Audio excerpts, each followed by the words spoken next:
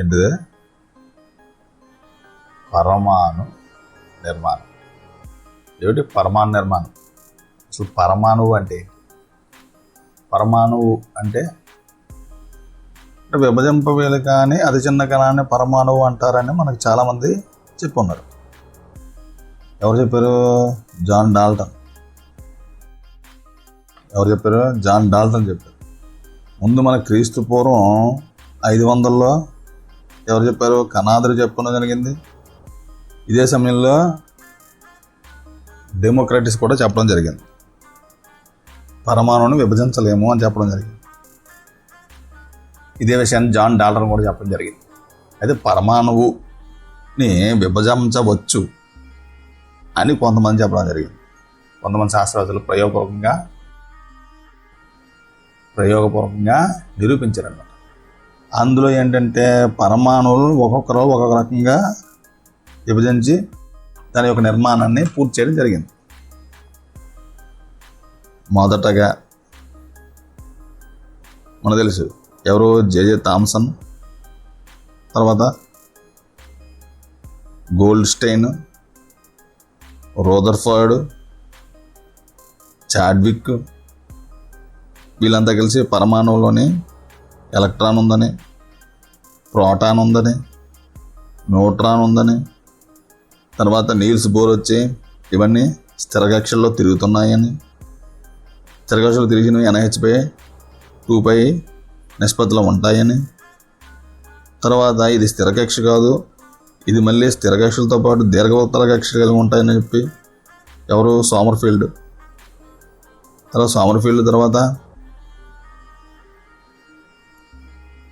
తర్వాత marks Planck వచ్చి quantum mechanical model of N atom, పరమాణు క్వాంటం యాంత్రిక పరమాణు నమూనా ప్రతిపాదన జరిగింది.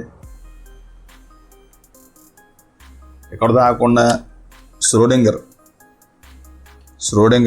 దీనికి సంబంధించి ఈక్వేషన్ ఇవ్వడం జరిగింది. దీంతో క్వాంటం సంఖ్యలు అంటూ కొన్ని ఏర్పడ్డాయి. క్వాంటమ్ సంఖ్యలు కొన్ని ఏర్పడ్డాయి.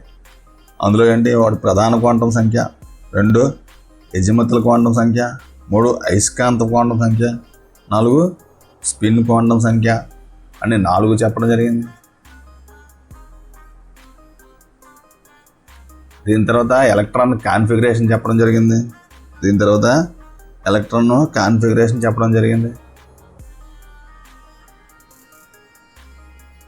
ఎలక్ట్రాన్ విన్యాసం అన్నమాట.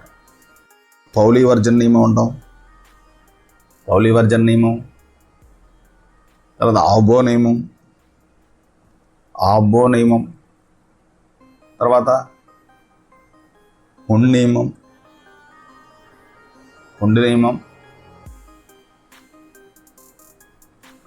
ఈ విధంగా అందరూ కలిసి పరమాణు నిర్మాణం ఎలా జరుగుతుందనడానికి కీలకమైన పరిశోధనలు చేసి మనకి చూపించడం జరిగింది. అయితే ఇప్పుడు మనం పరమాణు నిర్మాణంలో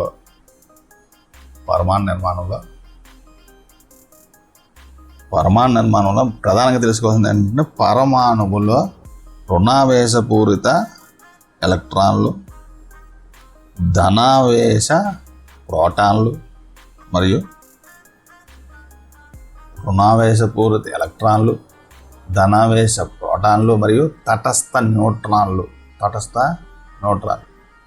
అనే ఉపపరమాణు కణాలు ఉంటాయని తెలుసు. అయితే పరమాణు లోపల ప్రదేశంలో ఎలక్ట్రాన్లు ఎలా అమర్చబడి ఉంటాయి అది మనం తెలుసుకోవాలి. దాని గురించి మనం ఏం చేయాలంటే కాంతి స్వభావం, వివిధ రంగుల్లో ఉండే కాంతి జ్వాలలు, వాటి లక్షణాల గురించి అవగాహన చేసుకోవాలి. ఏం తెలుసుకోవాలి? కాంతి స్వభావం, వివిధ రంగులలో కాంతి జ్వాలలు మరియు వాటి లక్షణాలు తెలుసుకుంటే మనకి పరమాణు లోపల ప్రదేశంలో ఎలక్ట్రాన్లు ఎలా అమరు ఉన్నాయి అన్నది అర్థమవుతుంది. అయితే వర్ణపటం ఏంటిది? వర్ణపటం అంటే ఏంటి? ఇంద్రధనుస్సు మనకు తెలుసు. ఇంద్రధనుస్సు ఏర్పడడం మనం చూసాం. ఇంద్రధనుసు ఎన్ని రంగులు ఉంటాయి? 7 రంగులు, విబ్గ్యోర్ అంటారు. అంటే ప్రతి రంగు దాని తర్వాత రంగుతో కలిసిపోయి అవిచ్ఛిన్నంగా గల రంగులు పట్టీ రూపంలో ఉంటుంది. రంగుల పట్టీ రూపంలో ఉంటుంది. ప్రతి రంగు తీవ్రత ఒక బిందువు నుండి మరో బిందువుకు మారిపోతూ ఉంటుంది. ప్రతి రంగు తీవ్రత ఒక బిందువు నుండి మరో బిందువుకు మారిపోతూ ఉంటుంది. అయితే కాంతి తరంగ స్వభావం ఏంటి? కాంతి యొక్క తరంగ స్వభావం, కాంతి ఏంటంటే ఒక నిశ్చలమైన నీటి కొలంలోకి రాయిని విసిరినప్పుడు, నిశ్చలమైన నీటిలోనికి రాయి విసిరినప్పుడు అది పడిన చోటు నుండి అలలు ఏర్పడతాయి. ఇది మనకు తెలుసు. అంటే నీటి ఉపరితలంపై తరంగం రూపంలో అన్ని దిశల్లో ప్రసరిస్తుంది. నీటి ఉపరితలంపై తరంగ రూపంలో అన్ని దిశలు ప్రసరిస్తుంది. ఏం ప్రసరిస్తుంది? అలజడి. మనం రాయి వేసేటప్పుడు అందులో కలిగిన అలజడి నీటి ఉపరితలంపై తరంగ రూపంలో అన్ని దిశల్లో ప్రసరిస్తుంది. అంటే కంపించే ప్రతి వస్తువు ధ్వనిని ఉత్పత్తి చేస్తుంది కదా. అదేవిధంగా ఒక విద్యుదావేశం కంపించినప్పుడు విద్యుదావేశ తరంగాలు ఏర్పడతాయి. విద్యుదావేశం చుట్టూ కంపించే విద్యుదయస్కాంత క్షేత్రాలు శూన్యం గుండే ప్రయాణించే తరంగ రూపంలోకి మారుతాయి. అంటే ఏదైనా విద్యుదావేశం కంపిస్తూ ఉంటే అది తన చుట్టూ ఉండే విద్యుత్ క్షేత్రంలో మార్పు కలిగిస్తుంది. ఏదైనా విద్యుదావేశం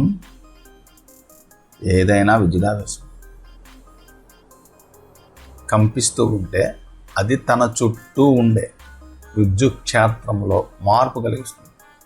మారుతున్న ఈ విద్యుత్ క్షేత్రం అయస్కాంత క్షేత్రంలో మార్పు తెస్తుంది. మారుతున్న విద్యుత్ క్షేత్రం చేస్తుంది అయస్కాంత క్షేత్రంలో మార్పు తెస్తుంది. ప్రసార దిశకు లంబంగా ఒకదానికొకటి లంబ దిశలో ఉండే విద్యుత్తు అయస్కాంత క్షేత్రాలు ఏర్పడే ప్రసార దిశకు లంబంగా ఒకదానికొకటి లంబ దిశలో ఉండేలా విద్యుత్తు అయస్కాంత క్షేత్రాలు ఏర్పడే ఈ ప్రక్రియ ఏంటంటే నిరంతరంగా కొనసాగుతుంది. మనం చూస్తున్న కాంతి ఏంటి? ఒక దృగ్గోచర కాంతి. మనం చూస్తున్న కాంతి ఏంటి? దృగ్గోచర కాంతి. ఇది కూడా ఏంటి? ఒక విద్యుదయస్కాంత తరంగం. ఇదేంటిది? ఒక విద్యుదయస్కాంత తరంగం. కాంతి వేగం అంతా మనకు తెలుసు, 3 × 10⁻⁸ m/s. అదే శూన్యం గుండా విద్యుదయస్కాంత వికిరణ శక్తి, శూన్యం గుండా విద్యుదయస్కాంత వికిరణ శక్తి ప్రయాణం సముద్రంలో నీటి తరంగాల ప్రయాణాన్ని పోలి ఉంటుంది. సముద్రంలో నీటి తరంగాల ప్రయాణాన్ని పోలి ఉంటుంది. సముద్ర అలల మాదిరిగానే విద్యుదయస్కాంత శక్తి వికిరణాన్ని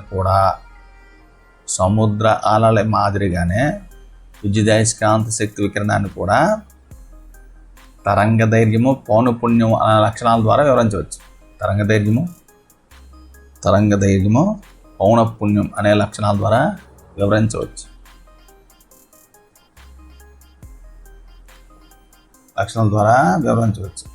ఇప్పుడు ఒక తరంగంలో 2 వరుస శృంగాల మధ్య దూరం లేదా 2 వరుస ద్రోణుల మధ్య దూరం, ఆ తరంగం యొక్క ఏంటి? తరంగ ధైర్యం అంటారు. ఒక తరంగంలో 2 వరుస శృంగాల మధ్య దూరం లేదా 2 వరుస ద్రోణుల మధ్య దూరం ఆ తరంగం యొక్క తరంగ ధైర్యం అంటాం. ఒక సెకండ్ కాలంలో ఒక బిందువు నుండి ప్రయాణించిన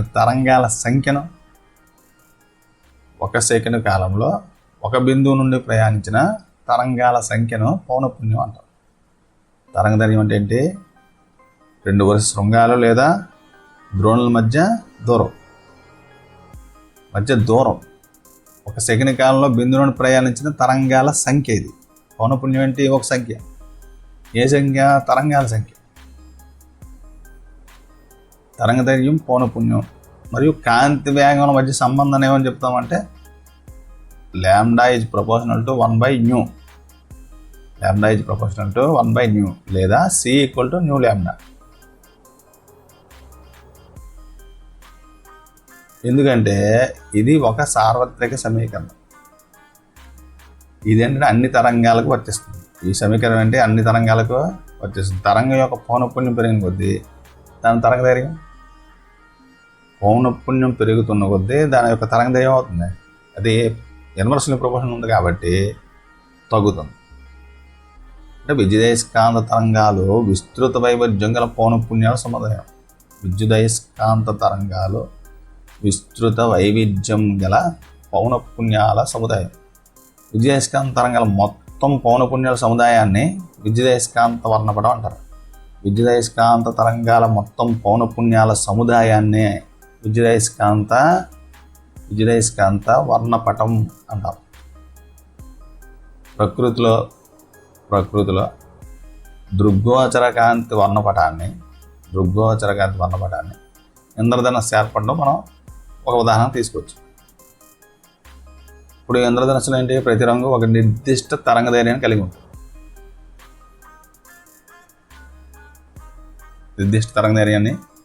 కలిగి ఉంటుంది. వర్ణపటంలో రంగులు ఎరుపు నుండి ఊదా రంగుకు విస్తరించి ఉంటాయి.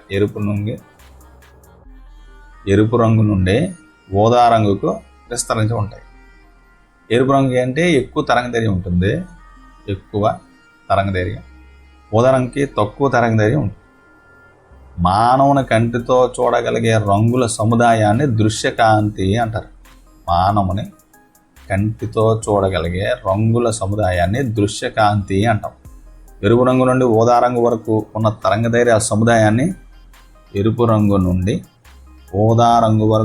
తరంగదైర్ఘ్యాల సముదాయాన్ని దృగ్గోచర కాంతి వర్ణపటం అంటాం.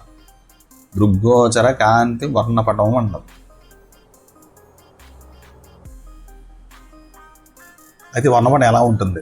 విద్యుదయస్కాంత వర్ణపటం. విద్యుదయస్కాంత తరంగాలు వివిధ తరంగదైర్ఘ్యాల సముదాయంగా ఉంటాయి. విద్యుదయస్కాంత తరంగాలను వివిధ తరంగదైర్ఘ్యాల సముదాయంగా చెప్పచ్చు. అయితే విద్యుదయస్కాంత వర్ణపటంలో తక్కువ తరంగదైర్ఘ్యం కలిగిన గామా కిరణాల నుంచి అధిక తరంగదైర్ఘ్యాలు కలిగిన రేడియో కిరణాల వరకు ఉంటాయి. కానీ మన కళ్ళు ఏంటి, దృగ్గోచర వర్ణపట తరంగదైర్ఘ్యాలను మాత్రమే గుర్తించగలం. ఇప్పుడు ఒక ఇనుప గడ్డిని వేడి చేస్తే ఏం జరుగుతుంది? ఇనుప గడ్డిని వేడి చేస్తున్నప్పుడు అది కొంత శక్తిని ఏం చేస్తుంది? కాంతి రూపంలో విడుదల చేస్తుంది. ఇనుప గడ్డిని వేడి చేస్తున్నప్పుడు అది కొంత శక్తిని కాంతి రూపంలో విడుదల చేస్తుంది. ముందుగా అది ఏ రంగులో మారుతుంది? ఎర్రగా మారుతుంది. అంటే ఎక్కువ తరంగదైర్ఘ్యం తక్కువ శక్తిగా మారుతుంది. వేడి చేయడం అలాగే కొనసాగిస్తే ఉష్ణోగ్రత పెరిగే కొలది క్రమంగా ఏ రంగు మారుతుంది? నారింజ రంగు, తర్వాత పసుపు, తర్వాత నీలం. అంటే నీలం వరకు వచ్చేసరికి తక్కువ తరంగదైర్ఘ్యం ఎక్కువ శక్తి. నీలంకి ఏంటి? తక్కువ తరంగదైర్ఘ్యం ఎక్కువ శక్తి. ఇంకా అధిక ఉష్ణోగ్రత వద్ద ఇనుపగడ్డి ప్రకాశవంతమైన దృగ్గోచర తరంగదైర్ఘ్యాలన్నీ కలిసిపోయి అధిక ఉష్ణోగ్రతల వద్ద ఇనుపగడ్డి ప్రకాశవంతమైన దృగ్గోచర తరంగదైర్ఘ్యాలన్నీ కలిసి తెలుపు రంగులోకి మారడం మనం చూడవచ్చు. అయితే ఇనుపగడ్డి అధిక ఉష్ణోగ్రతలు ఉన్నప్పుడు ఇనుపగడ్డి అధిక ఉష్ణోగ్రతల వద్ద ఉన్నప్పుడు ఇతర రంగులు కూడా వెలువడతాయి. కానీ దాని నుండి వెలువడే ఒక నిర్దిష్ట రంగు ఏది? ఎరుపు. తీవ్రత ఎక్కువ. దానివల్ల మిగతా రంగులు మనకి కనబడవు. విద్యుదయస్కాంత శక్తిని అవిచ్ఛిన్న శక్తిగా నమ్మే సాంప్రదాయిక భావన ఆధారంగా చేసుకొని శక్తి శోషణం లేదా ఉద్గారం ఎల్లప్పుడూ శక్తి, శోషణం లేదా ఉద్గారం ఎల్లప్పుడూ హెచ్న్యూకి పూర్ణాంక గుణిజాలుగా ఉంటుంది. పూర్ణాంక గుణిజాలుగా ఉంటుందని ఎవరు చెప్పారు? మాక్స్ ప్లాంక్ ప్రతిపాదించడం జరిగింది. మాక్స్ ప్లాంక్ ప్రతిపాదించడం జరిగింది. అంటే ఉదాహరణకి ఏంటి? హెచ్న్యూ, 2హెచ్న్యూ, 3హెచ్న్యూ, అలాగే NaHNU అనమాట. అంటే నిర్దిష్ట పౌనఃపున్యానికి గల శక్తి హెచ్న్యూ సమీకరణంతో సూచించవచ్చు. హెచ్న్యూ సమీకరణం సూచించవచ్చు. ఇందులో హెచ్ అనేది ఏంటి? ప్లాంక్ స్థిరాంకం. దీని విలువ ఎంత? 6.626 × 10⁻³ జౌల్ సెకండ్. 6.626 × 10⁻³ joule second. మరియు న్యూ అనేది ఏంటి? ఉద్గారించబడిన లేదా శోషించబడిన వికిరణం యొక్క పౌనఃపున్యం. నీలం రంగు ఉంది. నీలం రంగు ఏం చెప్పాను? ఫస్ట్ తక్కువ తరంగదైర్ఘ్యం, ఎక్కువ పౌనఃపున్యం కదా. తక్కువ తరంగదైర్ఘ్యం, ఎక్కువ పౌనఃపున్యం. అంటే ఎక్కువ పౌనఃపున్యం అంటే ఎక్కువ శక్తి. పోల్చినప్పుడు ఎరుపు రంగు ఏంటి? అధిక తరంగదైర్ఘ్యం, తక్కువ పౌనఃపున్యం. అంటే శక్తి అండి తక్కువ. శక్తి అంటే ఇక్కడ తక్కువ. ఎరుపు రంగు అధిక తరంగదైర్ఘ్యం మరియు తక్కువ పౌనఃపున్యం. శక్తి తక్కువ. అంటే ఉష్ణోగ్రత పెరిగిన కొద్దీ ఒక పదార్థం నుండి వెలువడే శక్తి ఏమవుతుంది? ఉష్ణోగ్రత పెరిగిన కొద్దీ ఒక పదార్థం నుండి వెలువడే శక్తి పెరుగుతుంది. అంటే ప్లాంక్ సిద్ధాంత ప్రతిపాదనలో విశిష్టత ఏంటంటే విద్యుదయస్కాంత శక్తి శోషణం జరిగిన లేదా ఉద్గారం జరిగిన అది అవిచ్ఛిన్న రూపంలో కాకుండా నిర్దిష్ట విలువల గల భాగాలుగా ఉంటుంది. ఎలా ఉంటుంది అది? అవిచ్ఛిన్న రూపంలో, అంటే కంటిన్యూస్గా ఏముండదు. అది నిర్దిష్ట విలువలు గల భాగాలుగా ఉంటుంది. కాబట్టి ఉద్గార లేదా శోషణ కాంతి వర్ణపటం అనేది వివిధ తరంగ దైర్ఘ్యాల సముదాయంగా పేర్కొనవచ్చు.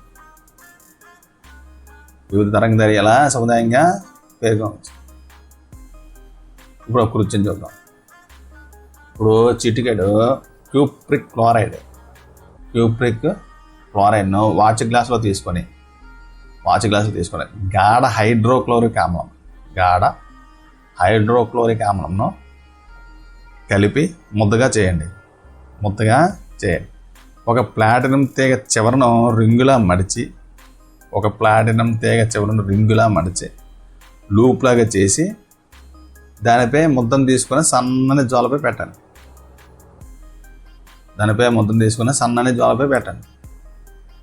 ఇదే కృత్యాన్ని స్ట్రాన్షియం క్లోరైడ్తో కూడా చేయొచ్చు. స్ట్రాన్షియం క్లోరైడ్ అంటే క్యూప్రిక్ క్లోరైడ్ ఆకుపచ్చ రంగు మంటని, స్ట్రాన్షియం క్లోరైడ్ ఎరుపు రంగు మంటని ఇస్తాయి. క్యూప్రిక్ క్లోరైడ్ ఆకుపచ్చ రంగు మంటని, స్ట్రాన్షియం క్లోరైడ్ ఎరుపు రంగు మంటని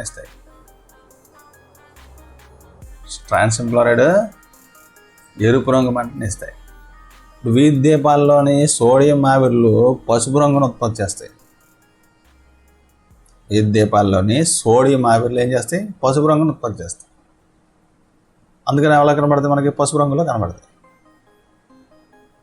అంటే ప్రతి మూలకం తనదైన ఒక విలక్షణమైన రంగును ఉద్గారం చేస్తుంది. అని శాస్త్రవేత్తలు గుర్తించారు. ప్రతి మూలకం తనదైన ఒక విలక్షణమైన రంగును ఉద్గారం చేస్తుందని శాస్త్రవేత్తలు గుర్తించారు. ఈ రంగులు కాంతి యొక్క నిర్దిష్ట తరంగదైర్ఘ్యాలకు అనురూపకంగా ఉంటాయి. కాబట్టి ఇటువంటి వర్ణపటాన్ని ఏమంటాం? రేఖావర్ణపటం అంటాం. రేఖావర్ణపటం. వేలు ముద్రలను బట్టి మనుషులను గుర్తించినట్లుగా పరమాణు వర్ణపటాలను రేఖలను బట్టి ఆయా పరమాణులను తేలిక గుర్తించవచ్చు. ఆయా పరమాణువులను తేలిక గుర్తించవచ్చు.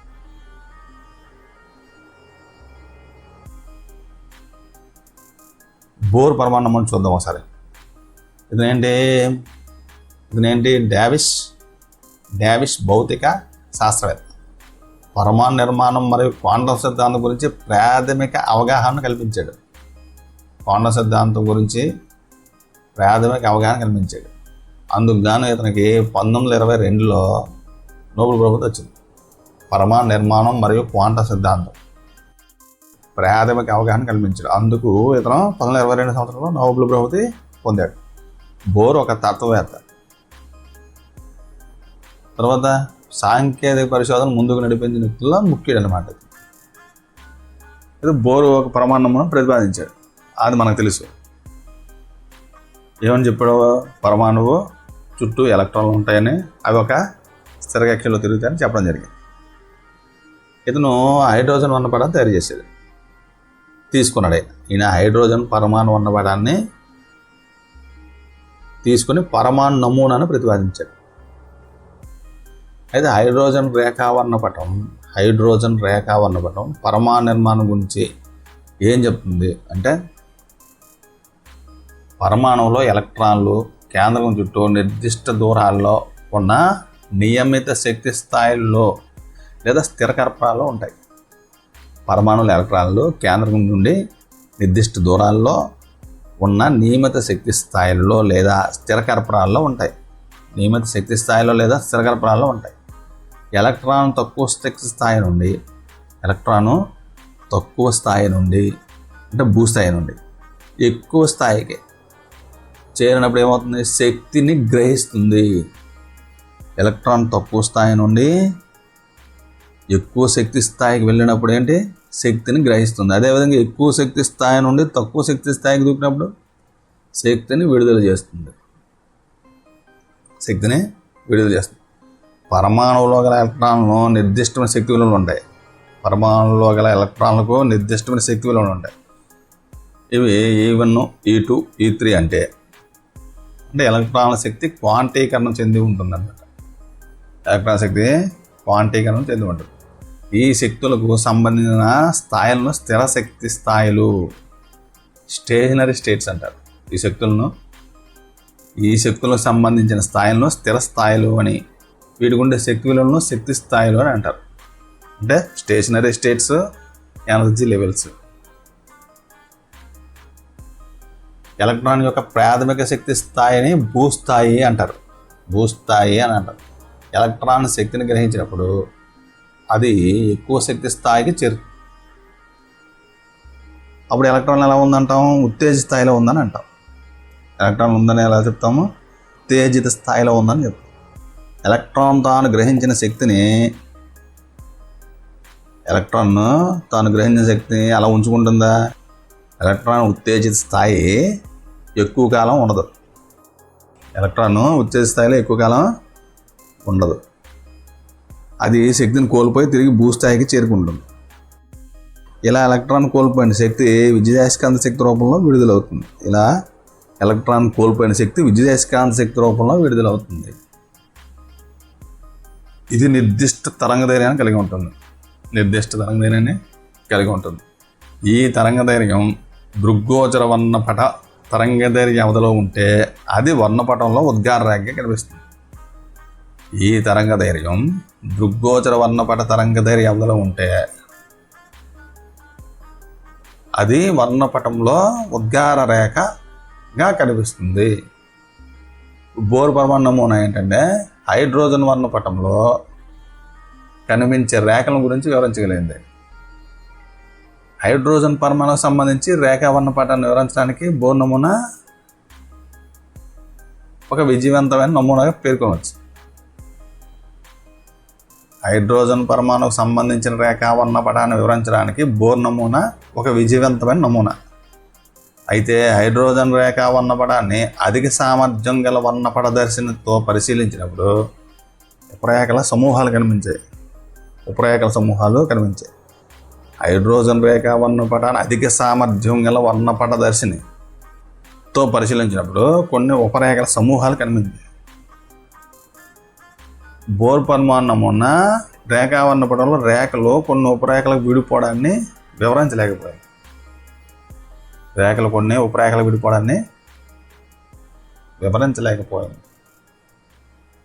తర్వాత ఏంటంటే బోర్ సోమర్ఫీల్డ్ పరమాణు నమూనా.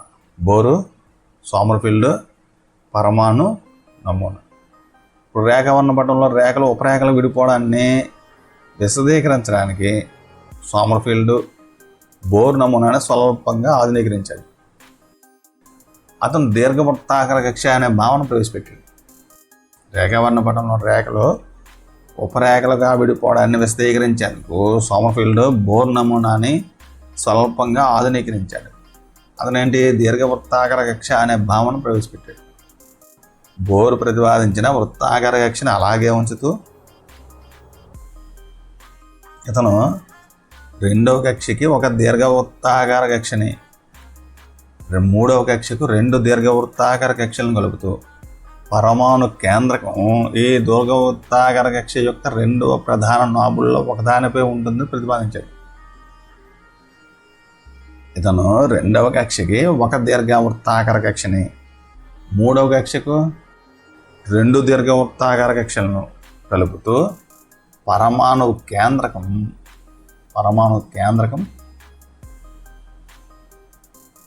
ఏ దీర్ఘవృత్తాకార కక్ష యొక్క రెండు ప్రధాన నాబుల్లో ఒకదానిపై ఉంటుందని ప్రతిపాదించాడు. ఏ దీర్ఘవృత్తాకార కక్ష యొక్క రెండు ప్రధాన నాబుల్లో ఒకదానిపై ఉంటుందని ప్రతిపాదించాడు. అంటే ఇది ఎలా అంటే కెప్లర్ గ్రహగాన నియమాలు చెప్పినప్పుడు ఎలా అయితే నాబులు కింద తీసుకుంటామో అదే ఇక్కడ జరిగిందనమాట. ఒక కేంద్ర బలం యొక్క ప్రభావానికి లోనే ఆవర్తన చలనంలో ఉన్న కణం, ఒక కేంద్ర బలం యొక్క ప్రభావంలోనే ఆవర్తన చలనంలో ఉన్న కణం దీర్ఘవృత్తాకార కక్షల ఏర్పాటుకు దారితీస్తుందనే విషయం అతను ఈ ప్రతిపాదన చేయడానికి దారితీసింది. బోర్ సోమర్ఫీల్డ్ పరమాణు నమూనా హైడ్రోజన్ పరమాణు వర్ణపటంలోని సూక్ష్మరేఖలను గురించి వివరించింది. అయినా పరమాణు నిర్మాణం గురించి సంతృప్తికరంగా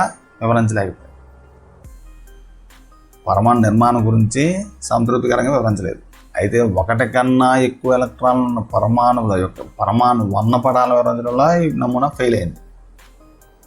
ఒకటి కన్నా ఎక్కువ ఎలక్ట్రాన్లు ఉన్న పరమాణువుల యొక్క పరమాణు వర్ణపటాలను వివరించడంలో ఈ నమూనా విఫలమైంది. ఒక పరమాణువులో కేంద్రకం చుట్టూ నియమిత దూరాల్లో ఉండే స్థిర కక్షలో ఎలక్ట్రాన్లు ఎందుకు పరిభ్రమిస్తూ ఉంటాయి?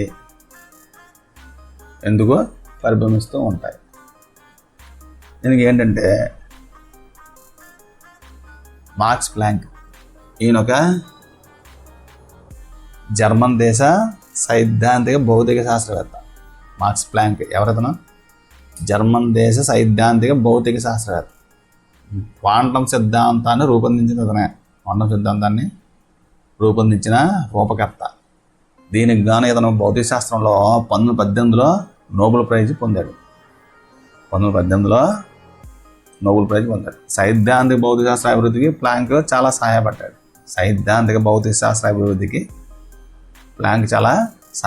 కానీ క్వాంటం సిద్ధాంత రూపకర్తగానే ఎక్కువ గుర్తింపు వచ్చింది. పొందాడు. పరమాణువు మరియు ఉపపరమాణు నిర్మాణం గురించి తెలుసుకునేందుకు ఈ సిద్ధాంతం ఎంతగానో తోడ్పడుతుంది. అయితే క్వాంటం యాంత్రిక పరమాణు నమూనా కేంద్రం చుట్టూ ఎలక్ట్రాన్లు ఎల్లప్పుడూ నిర్దిష్ట మార్గాల్లో తిరుగుతూ ఉంటాయి. ఇది ఇప్పటివరకు మనకు తెలిసింది. ఇప్పుడేంటి, కేంద్రం చుట్టూ గల నిర్దిష్ట మార్గాలలో లేదా కక్షల్లో ఎలక్ట్రాన్లు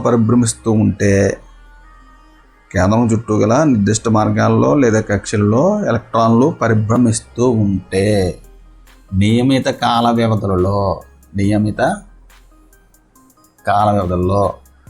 ఎలక్ట్రాన్ల ఖచ్చితమైన స్థానాన్ని తెలుసుకోవచ్చు.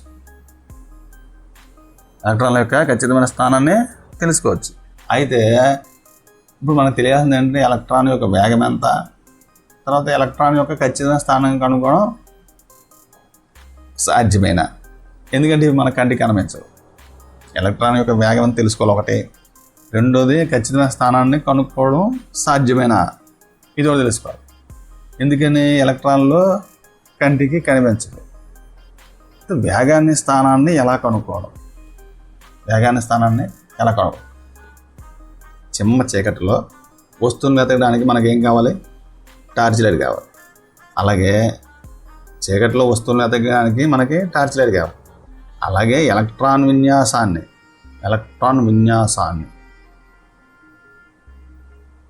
అలాగే ఎలక్ట్రాన్ స్థానాన్ని వేగాన్ని కనుక్కోవడం కూడా తగిన కాంతి సహాయాన్ని తీసుకోవాలి. అంతే కదా, ఎలక్ట్రాన్ స్థానాన్ని కనుక్కోవాలన్నా వేగాన్ని కనుక్కోవాలన్నా తగిన కాంతి సహాయాన్ని తీసుకోవాలి. ఇప్పుడు ఎలక్ట్రాన్లు అత్యంత సూక్ష్మమైనవి కాబట్టి అవి తక్కువ తరంగ ధైర్యం గల కాంతినే ఈ పని కోసం వాడవలసి ఉంటుంది. అత్యంత సూక్ష్మమైనవి కాబట్టి ఏం చేయాలి? అతి తక్కువ తరంగ ధైర్యం గల కాంతినే వాడాలి. ఈ తక్కువ తరంగ ధైర్యం గల కాంతి ఎలక్ట్రాన్ తాకినప్పుడు ఏమవుతుంది? ఎలక్ట్రాన్ చలనాన్ని ప్రభావితం చేసి దాని స్థానంలో మార్పును కలగజేస్తుంది.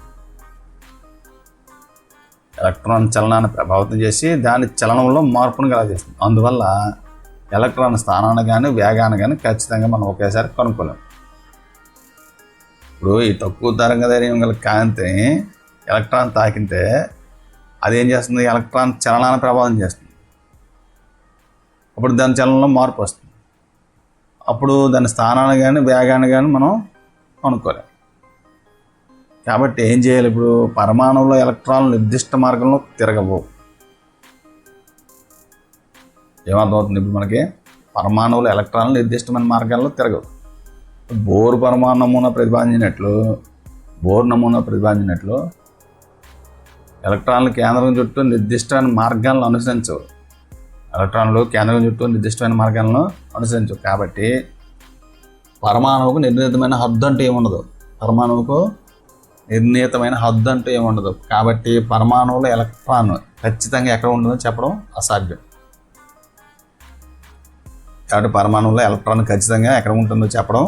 అసాధ్యం. ఈ పరిస్థితుల్లో పరమాణువుల్లోని ఎలక్ట్రాన్ల ధర్మాలను అర్థం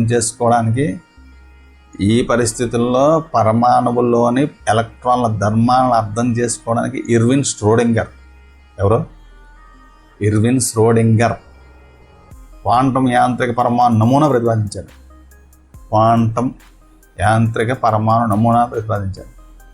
ఈ పరమాణు నమూనా ప్రకారం బోర్ నమూనాలో కక్షలకు బదులుగా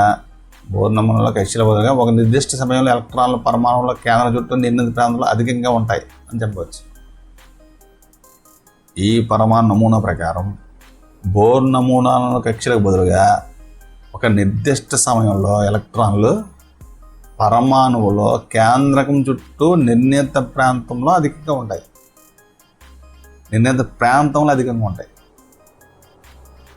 ఒక నిర్దిష్ట సమయంలో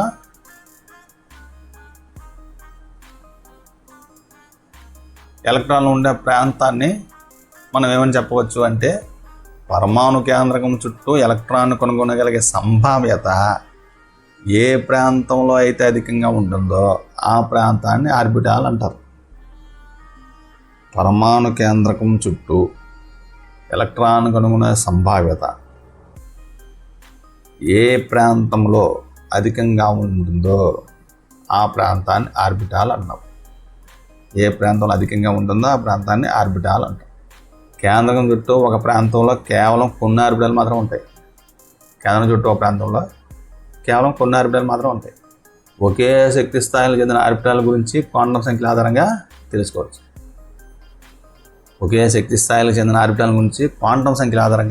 తెలుసుకోవచ్చు. క్వాంటం సంఖ్యలు ఏంటి? ఇప్పుడు పరమాణువులోని ప్రతి ఎలక్ట్రాన్ను NLML అనే 3 సంఖ్యల సమితులతో సూచిస్తారు. ఈ సంఖ్యలనే క్వాంటం సంఖ్యలు అంటారు. పరమాణువులోని ప్రతి ఎలక్ట్రాన్ను NLML అనే 3 సంఖ్యల సమితులతో సూచిస్తారు. ఈ సంఖ్యలను ఏమంటాం? క్వాంటం సంఖ్యలు అంటాం. పరమాణువులో కేంద్రకం చుట్టూ ఉండే ప్రదేశంలో ఎలక్ట్రాన్ కనుగొనే సంభావ్యతను ఈ సంఖ్యలు సూచిస్తాయి. పరమాణువులో కేంద్రకం చుట్టూ ఉండే ప్రదేశంలో ఎలక్ట్రాన్ కనుగొనే సంభావ్యతను సంఖ్యలు సూచిస్తాయి.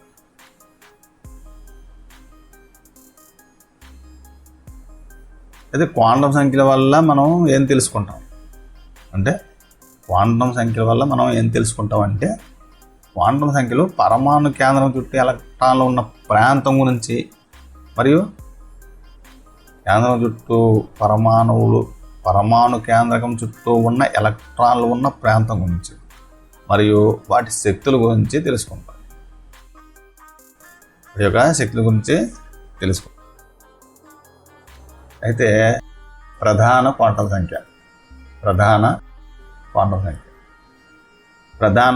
సంఖ్య ఆర్బిట్ లేదా ప్రధాన కర్పర పరిమాణం దాని శక్తిని గురించి తెలుపుతుంది. ప్రధాన క్వాంటం సంఖ్య ఆర్బిట్ లేదా ప్రధాన కర్పర పరిమాణం దాని శక్తిని గురించి తెలుపుతుంది. దీన్ని ఏమంటారు? ఎంతో సూచిస్తారు.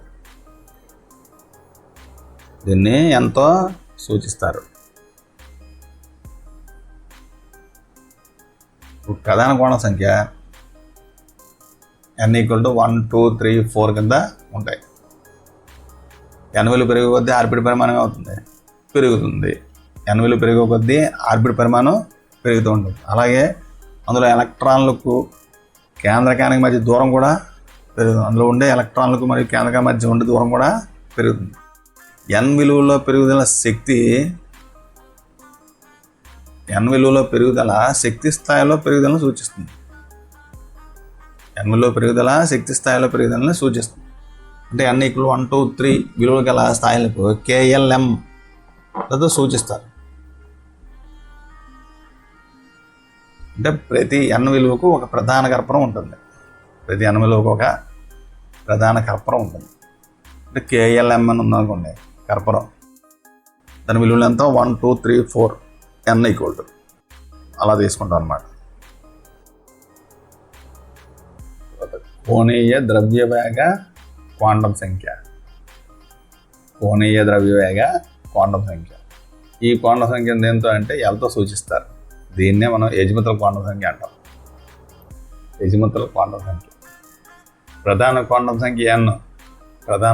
సంఖ్య n విలువకు కోణీయ ద్రవ్య క్వాంటం సంఖ్య L విలువలు ఎలా ఉంటాయంటే 0 నుండి n-1 వరకు ఉంటాయి.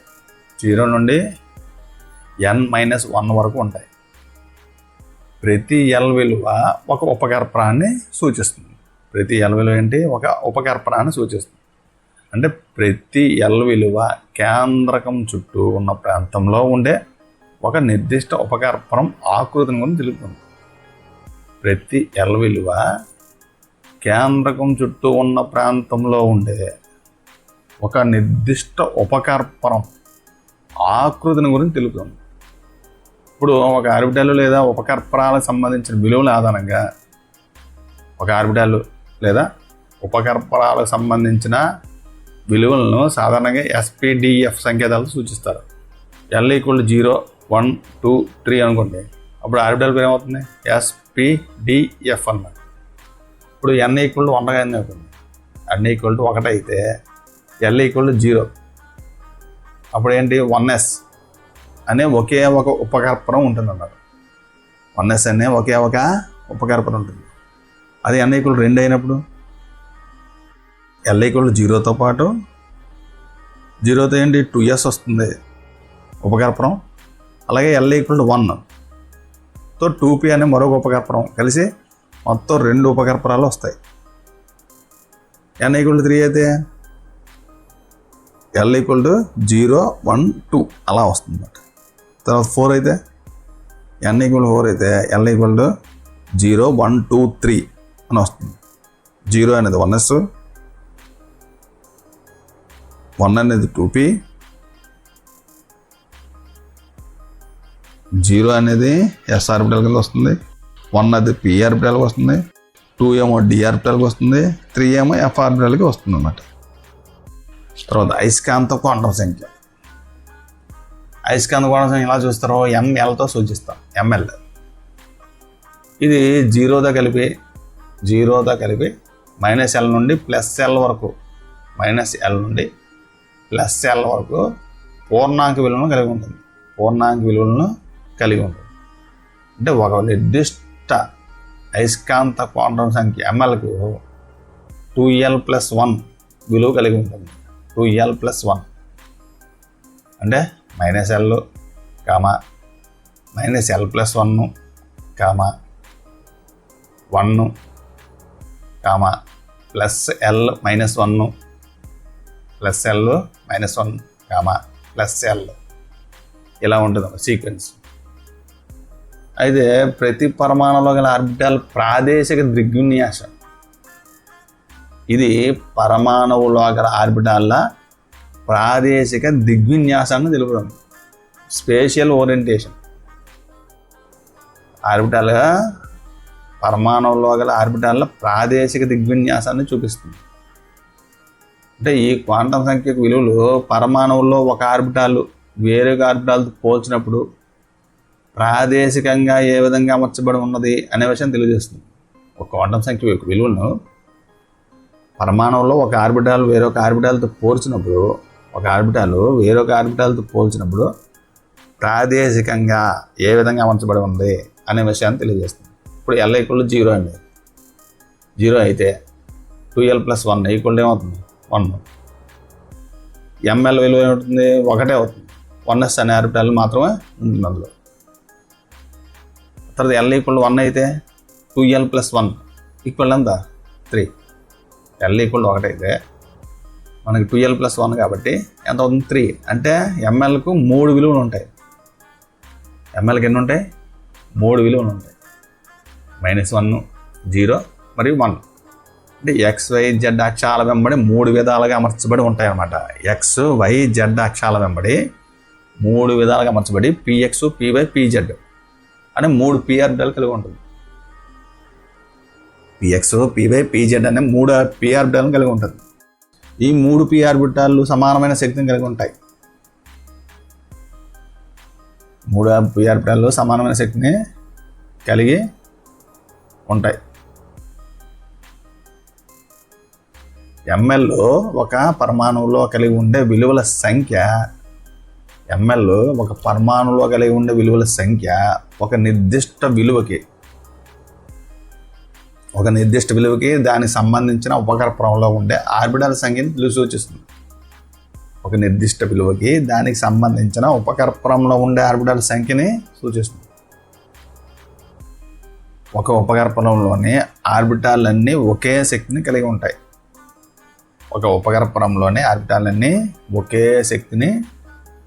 కలిగి ఉంటాయి. వీటిని ఏమంటారు? సమశక్తి ఆర్బిటాలు అంటారు. 2L + 1 సూత్రాన్ని ఉపయోగించి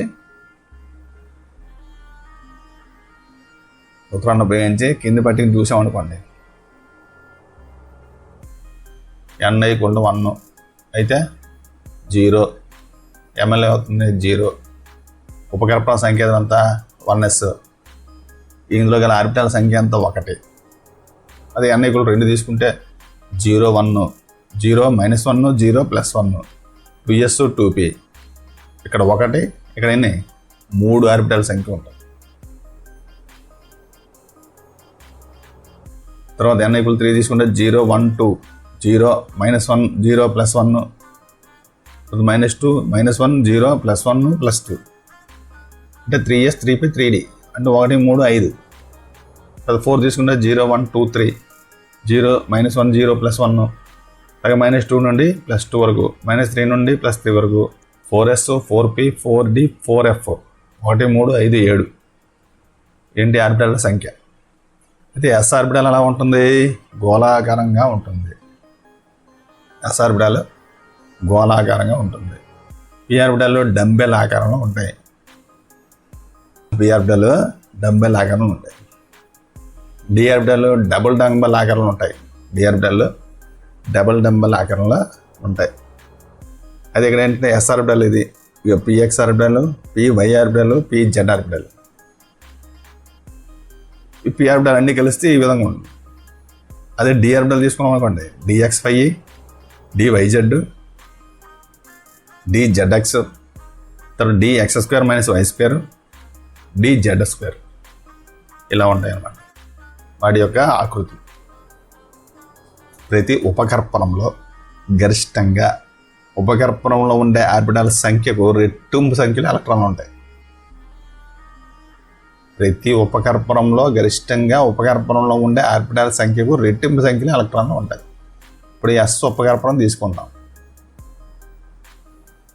అందులోని ఆర్బిటాల్ సంఖ్య ఎంత 1 అంటే Li = 0 కదా 1. గరిష్ట ఎలక్ట్రాన్ సంఖ్య 2. P తీసుకున్నాం అనుకోండి అప్పుడు Li = ఏమవుతుంది 1. ఎందుకంటే అప్పుడు Ni కూడా ఏమవుతుంది ఇక్కడ N = 1 అయితే S = L = 0. N = 2 అయితే 0 1 SP 2 కలిగి ఉంటుంది కాబట్టి 1 అంటే 3 ఆర్బిటాల్ వస్తాయి. ఎన్ని ఎలక్ట్రాన్లు ఉంటాయి 3లో 2 ఆర్బిటాల్ చొప్పున 2 ఎలక్ట్రాన్లు చొప్పున 6. 3 ఆర్బిటాల్లోనే 2 ఎలక్ట్రాన్లు చొప్పున 6. D ఆర్బిటాల్కి D ఉపకల్పనానికి 5 ఆర్బిటాల్ సంఖ్య 10 ఎలక్ట్రాన్లు. F ఉపకల్పనానికి 7 ఆర్బిటాల్ సంఖ్య 14 గరిష్ట ఎలక్ట్రాన్ సంఖ్య. తర్వాత స్పిన్ క్వాంటం సంఖ్య. ఇప్పుడు 3 క్వాంటం సంఖ్యలు NL ML వరుసగా పరమాణు ఆర్బిటాల్ యొక్క పరిమాణము మరియు ఆకృతిని వాటి అమరికను తెలిపాయి. ఏం తెలిపేవి? N అనేది వాటి యొక్క పరిమాణం. N అనేది ఏం తెలిపింది? పరిమాణం అంటే దాని యొక్క శక్తి. L అంటే దాని యొక్క ఆకృతి. ML అనేది అమరిక. అయితే పసుపు రంగు కాంతిని వెలువరిస్తున్న విద్యుత్ దీపాలను చూస్తే అదేంటి అధిక రెజల్యూషన్ గల వర్ణపట మాపనంతో పరిశీలించామనుకోండి అంటే చాలా దగ్గరగా ఉన్న 2 రేఖలు మనకు కనిపిస్తాయి. విద్యుత్ దీపాల వద్ద వెలుగుతున్న పసుపు కాంతిని మనం అధిక రెజల్యూషన్ కలిగిన వర్ణపట మాపనంతో పరిశీలిస్తే చాలా దగ్గరగా ఉన్న 2 రేఖలు కనిపిస్తాయి. క్షార మరియు క్షారమృత్తిక లోహాల వర్ణపటాల్లో ఇటువంటి రేఖలు కనిపిస్తాయి. క్షార మరియు క్షారమృత్తిక లోహాల వర్ణపటాల్లో ఇటువంటి రేఖలు కనిపిస్తాయి. ఎలక్ట్రాన్ యొక్క ఇటువంటి ప్రవర్తనను వివరించడానికి 4వ క్వాంటం సంఖ్య ప్రతిపాదించబడింది. దీన్నే మనం స్పిన్ క్వాంటం సంఖ్య అంటాం. ఎలక్ట్రాన్ యొక్క ఈ ప్రవర్తనను వివరించడానికి 4వ క్వాంటం సంఖ్య ప్రతిపాదించబడింది. దీన్ని ఏమంటాం? స్పిన్ క్వాంటం సంఖ్య అంటాం. ఇది ఎలక్ట్రాన్ యొక్క అభిలక్షణాలను వివరించడం తోడ్పడుతుంది అన్నమాట.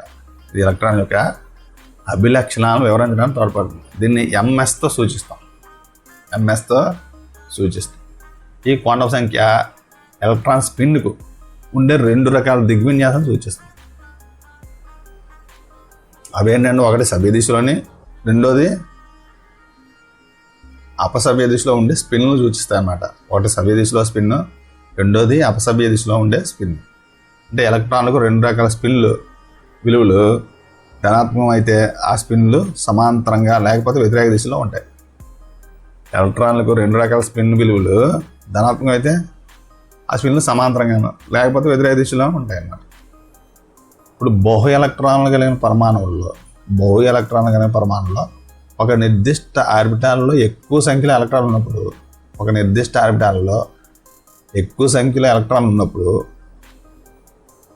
వాటి దిగ్విన్యాసాలను స్పిన్ క్వాంటం సంఖ్య వివరిస్తుంది.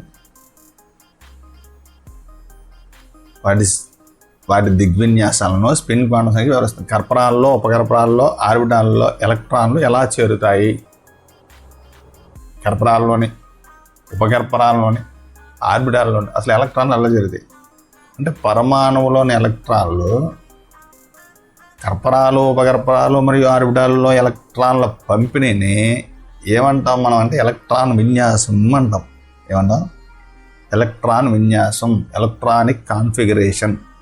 ఒక పరమాణువుల ఎలక్ట్రాన్ అమరికను తేలిగ్గా అవగాహన చేసుకోవడానికి ఒకే ఒక ఎలక్ట్రాన్ కలిగి ఉన్న హైడ్రోజన్ పరమాణువు తీసుకుందాం. ఒక పరమాణువు ఎలక్ట్రాన్ అమరికను తేలిగ్గా అవగాహన చేసుకోవడానికి ఒకే ఒక ఎలక్ట్రాన్ కలిగి ఉన్న హైడ్రోజన్ పరమాణువు తీసుకుందాం.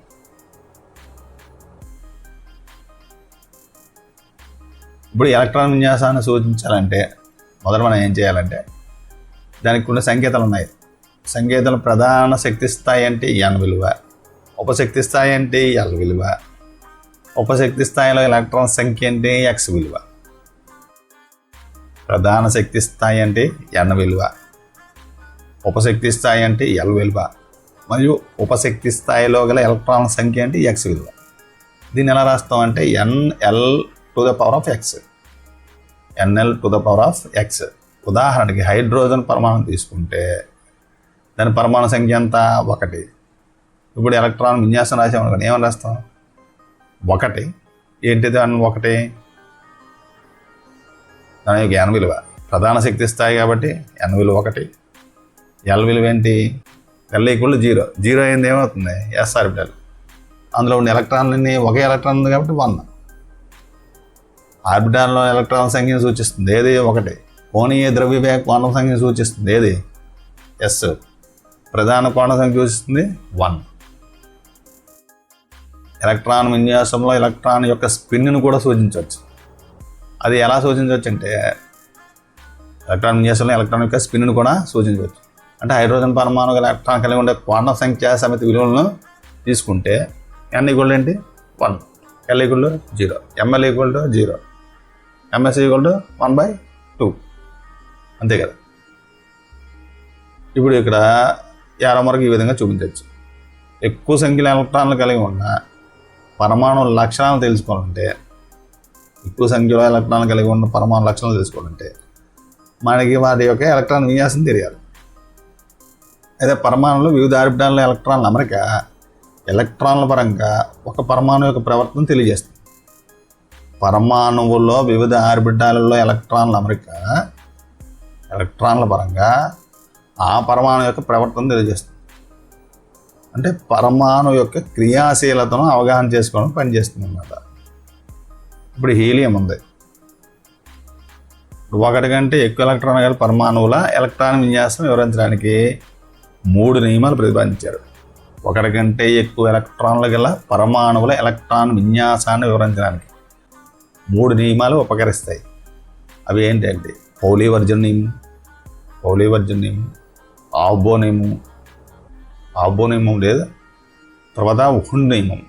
ఆబ్బో నియమం, ఆఫ్ బౌ నియమము, హుండ్ నియమము. పౌలీ-వర్జన్ నియమం అంటే హీలియం పరమాణువులో 2 ఎలక్ట్రాన్లు ఉంటాయి. హీలియం పరమాణువులో 2 ఎలక్ట్రాన్లు ఉంటాయి. మొదటి ఎలక్ట్రాన్ 1s ఆర్బిటాల్ని ఆక్రమిస్తుంది. 2 ఎలక్ట్రాన్లు 1s ఆర్బిటాల్లో గల మొదటి ఎలక్ట్రాన్తో జతకూడుతుంది. 1s ఆర్బిటాల్లో గల మొదటి ఎలక్ట్రాన్తో జతకూడుతుంది. అంటే హీలియం యొక్క భూస్థాయి ఎలక్ట్రాన్ విన్యాసం 1s2. అయితే ఇప్పుడు స్పిన్నులు ఎలా ఉంటాయి? 1s ఆర్బిటాల్లో గల ఈ 2 ఎలక్ట్రాన్ల స్పిన్లు ఎలా ఉంటాయి అంటే, ఒకే పరమాణు చెందిన ఏ 2 ఎలక్ట్రాన్లకి 4 క్వాంటం సంఖ్యలు సమానంగా ఉండవు. ఒకే పరమాణువుకి చెందిన ఏ 2 ఎలక్ట్రాన్లకి 4 క్వాంటం సంఖ్యలు సమానంగా ఉండవు అని పౌలీ-వర్జన్ నియమం తెలియజేస్తుంది. ఒకే పరమాణువు చెందిన ఏ 2 ఎలక్ట్రాన్లకి 4 క్వాంటం సంఖ్యలు సమానంగా ఉండవు. ఇదేంటి? పౌలీ-వర్జన్ నియమం. హీలియం పరమాణులో గల 2 ఎలక్ట్రాన్లు 1s ఆర్బిటాల్లోనే ఉన్నాయి కాబట్టి వాటి ఎన్ఎల్ఎం విలువలు ఏంటి? సమానంగా ఉంటాయి. 1s ఆర్బిటాలు ఉన్నాయి కాబట్టి వాటి యొక్క ఎన్ఎల్ఎం విలువలు ఏంటి? సమానంగా ఉంటాయి. అంటే ఎంఎస్ తప్పనిసరిగా వేరుగా ఉండాలి. అంటే హీలియం పరమాణువులో ఎలక్ట్రాన్ల స్పిన్నులు జత కూడాలి. జంట స్పిన్లు గల ఎలక్ట్రాన్లను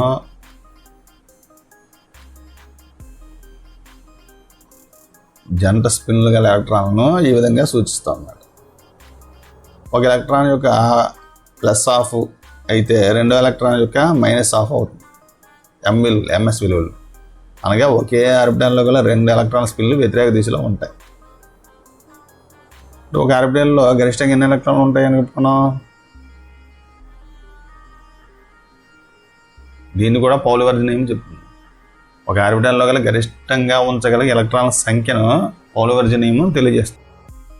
ఒక ఆర్బిటాల్కి కేవలం 2 ఎంఎస్ విలువలు మాత్రమే అనుమతించబడతాయి. అంతే కదా. ఒక ఆర్బిటాల్కి కేవలం 2 ఎంఎస్ విలువలు మాత్రమే అనుమతించబడతాయి. కావున ప్రతి ఆర్బిటాల్లో గరిష్టంగా వ్యతిరేక స్పిన్లు కలిగిన 2 ఎలక్ట్రాన్లు మాత్రం ఉంటాయి. ప్రతి ఆర్బిటాల్లో గరిష్టంగా వ్యతిరేక స్పిన్లు కలిగిన 2 ఎలక్ట్రాన్లు మాత్రం ఉంటాయి. కావున హీలియం పరమాణు యొక్క ఎలక్ట్రాన్ విన్యాసాన్ని ఈ బాక్స్లో చూపించు. 1s2 ఆఫ్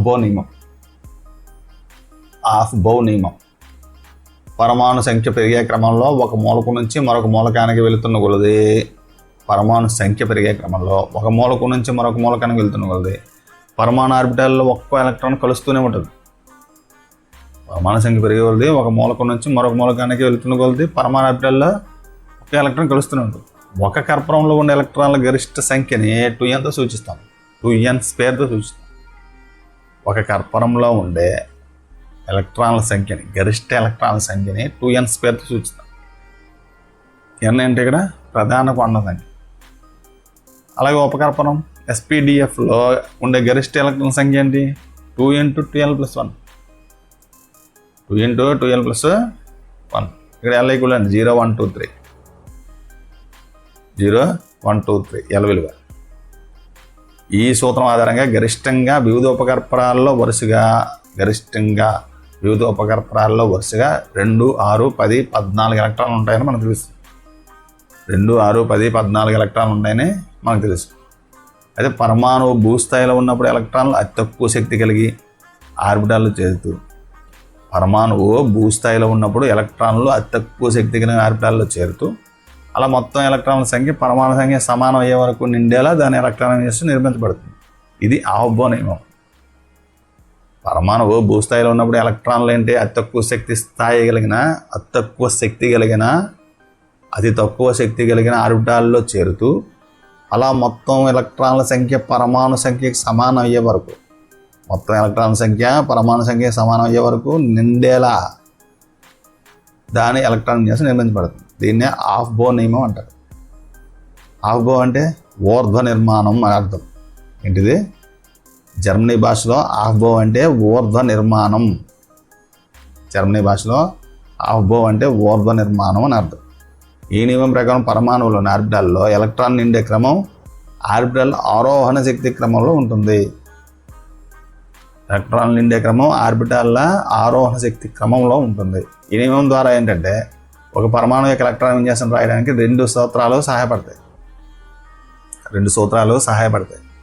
ఎలక్ట్రాన్లు వివిధ ఆర్బిటాల్లో ఆయా ఆర్బిటాల్ విలువలు క్రమం పెరిగే క్రమంలో నిండుతాయి. ఎలక్ట్రాన్లు వివిధ ఆర్బిటాలలో ఆయా ఆర్బిటాల్ n+l విలువలు పెరిగే క్రమంలో నిండుతాయి. ఒకవేళ n+ విలువలు సమానంగా ఉన్నట్లయితే n విలువ తక్కువ గల ఉపకర్పరాన్ని ఎలక్ట్రాన్లు ముందుగా ఆక్రమిస్తాయి. n+ విలువలకు పెరిగే క్రమాన్ని ఇక్కడ చూడొచ్చు మనం. 1s 2s 2p 3s 3p 4s 3d 4p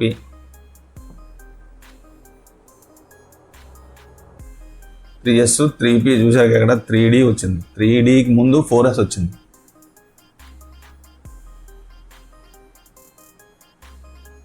n+ విలువల క్రమేణా ఒకవేళ n+ విలువలు n+l విలువ సమానంగా ఉన్నట్లయితే n విలువ తక్కువగా గల ఉపకర్పరాన్ని ఎలక్ట్రాన్లు ముందుగా ఆక్రమిస్తాయి. పరమాణు సంఖ్య విలువలు ఇక్కడ మనకి క్రమాన్ని చూడవచ్చు. n+ విలువలు పెరిగే క్రమం ఇది ఈ పటంలో మనం చూడవచ్చు అన్నమాట. తర్వాత హుడ్ నియమం.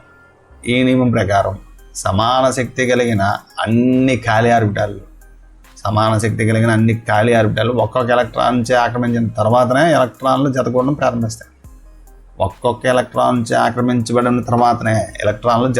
ప్రారంభిస్తాయి. అంటే సమశక్తి ఆర్బిటాల్లో 2 ఎలక్ట్రాన్లు చేరడానికి మునిపే ప్రతి దానిలో ఒక్కొక్క ఎలక్ట్రాన్ నిండి ఉండాలి. ఇప్పుడు కార్బన్ ఉందనుకోండి, పరమాణు విన్యాసం అంతా 1s 2s 2p2 1s 2s 2p2. ఇందులో మొదటి 4 ఎలక్ట్రాన్లు 1s 2s ఆర్బిటాల్లోకి చేరుతాయి. తర్వాత 2 ఎలక్ట్రాన్లు వేరు p ఆర్బిటాలను ఆక్రమిస్తాయి. ఈ 2 ఎలక్ట్రాన్ల స్పిన్ ఒకే విధంగా ఉంటుందన్నమాట. ఇక్కడ 2p ఆర్బిటాల్లో ఉన్న 2 ఒంటరి ఎలక్ట్రాన్లని సమాంతర స్పిన్లు కలిగి ఉన్నట్లు చూపించాలి. అయితే ఇంతవరకు మనం ఏం నేర్చుకున్నాం? కాంతి తరంగంలా ప్రయాణిస్తుంది. దీని తరంగ దైర్ఘ్యము, పౌనఃపున్యము మరియు కాంతి వేగాల్లో వ్యక్తపరుస్తాం. దీన్ని తరంగ దైర్ఘ్యం మరియు పౌనఃపున్యం మరియు కాంతి వేగాల్లో వ్యక్తపరుస్తాం. వీటి మధ్య సంబంధం ఏంటి? C = nu λ. అనేక తరంగ ధైర్యాల లేదా పౌనఃపున్యాల సముదాయాన్ని ఏమంటాం? వర్ణపటం అంటాం. అనేక తరంగ ధైర్యాల లేదా పౌనఃపున్యాల సముదాయాన్ని వర్ణపటం అంటాం. వికిరణ శక్తి నిర్దిష్ట విలువలు కలిగి ఉంటుంది. వికిరణ శక్తి నిర్దిష్ట విలువలు కలిగి ఉంటుంది. అతి తక్కువ శక్తి ప్రమాణాన్ని క్వాంటం అంటారు. అతి తక్కువ శక్తి ప్రమాణాన్ని క్వాంటం అంటారు. దీన్ని E=hతో సూచిస్తాం. E=hతో సూచిస్తాం. శక్తి ఉద్గారం కానీ శోషణం కానీ వికిరణ రూపంలో వెలువడుతుంది. శక్తి ఉద్గారం కానీ శోషణం కానీ అంటే వికిరణ రూపంలో వెలువడుతుంది. ఈ వికిరణపు శక్తి కొన్ని నిర్దిష్ట విలువను కలిగి ఉంటుంది. దీన్ని ఏమంటాం? మనం క్వాంటీకరణం చెంది ఉంటుంది అంటాం.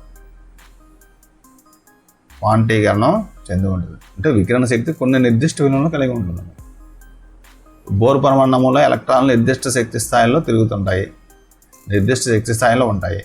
ఎలక్ట్రాన్ శక్తి గ్రహించినప్పుడు ఉత్తేజ స్థాయికి, అలాగే శక్తిని ఉద్గారం చేసినప్పుడు తిరిగి భూస్థాయికి చేరుతుంది. శక్తిని గ్రహించినప్పుడు ఉత్తేజ స్థాయికి, శక్తిని ఉద్గారం చేసినప్పుడు భూస్థాయికి చేరుతుంది. ఇలా గ్రహించబడిన విడుదలైన వికిరణ శక్తి క్వాంటీకరణం చెందబడి ఉంటుంది. ఇలా గ్రహించబడిన లేదా విడుదలైన వికిరణ శక్తి క్వాంటీకరణ చెందబడింది. నిర్దిష్ట పౌనఃపున్యాలు గల కాంతి శక్తి మాత్రమే శోషణం లేదా ఉద్గారం చెందడం వల్ల పరమాణు రేఖా వర్ణపటం ఏర్పడుతుంది. నిర్దిష్ట పౌనఃపున్యాలు గల కాంతి శక్తి మాత్రమే శోషణము లేదా ఉద్గారం చెందడం వల్ల పరమాణు రేఖా వర్ణపటం ఏర్పడుతుంది. ఎలక్ట్రాన్ యొక్క స్థానాన్ని మరియు వేగాన్ని ఒకేసారి ఖచ్చితంగా కనుక్కోవడం సాధ్యం కాదు. ఎలక్ట్రాన్ యొక్క స్థానాన్ని కానీ వేగాన్ని కానీ ఒకేసారి ఖచ్చితంగా కనుక్కోవడం సాధ్యం కాదు. పరమాణు కేంద్రకం చుట్టూ ఎలక్ట్రాన్ కనుగొనే సంభావ్యత ఎక్కువగా ఉన్న ప్రాంతాన్ని ఏమంటాం? ఆర్బిటాల్ అంటాం. పరమాణు కేంద్రకం చుట్టూ ఎలక్ట్రాన్ కనుగొనే సంభావ్యత ఎక్కువగా ఉన్న ప్రాంతాన్ని ఆర్బిటాల్ అంటాం. పరమాణు ఆర్బిటాల శక్తి, ఆకృతి మరియు ప్రాదేశిక దిగ్విన్యాసాలను వరుసగా LML అనే మూడు క్వాంటం సంఖ్యలతో సూచిస్తాం. స్పిన్ అనేది ఏంటంటే ఎలక్ట్రాన్ యొక్క అభిలక్షణం. పరమాణు ఆర్బిటాల శక్తి, ఆకృతి మరియు ప్రాదేశిక దిగ్విన్యాసాలని వరుసగా NL/ML అనే మూడు క్వాంటం సంఖ్యలతో తెలియజేస్తామన్నమాట. స్పిన్ అనేది ఏంటంటే ఎలక్ట్రాన్ యొక్క అభిలక్షణం. పరమాణువులోని కర్పరాలు, ఉపకర్పరాలు, ఆర్బిటాల్లో ఎలక్ట్రాన్ పంపిణీని ఎలక్ట్రాన్ విన్యాసం అంటారు.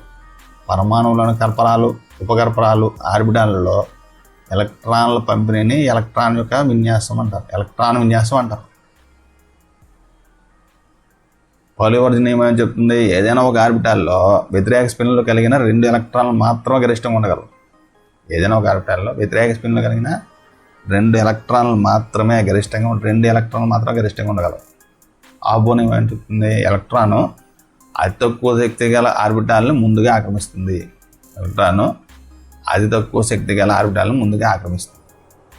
హున్ నియమం ఏం చెప్తుంది? సమశక్తి ఆర్బిటాల్లో ఒక్కొక్క ఎలక్ట్రాన్ చేరిన తర్వాత జతకూడడం జరుగుతుంది. సమశక్తి ఆర్బిటాలలో ఒక్కొక్క ఎలక్ట్రాన్ చేరిన తర్వాత జతకూడడం జరుగుతుంది.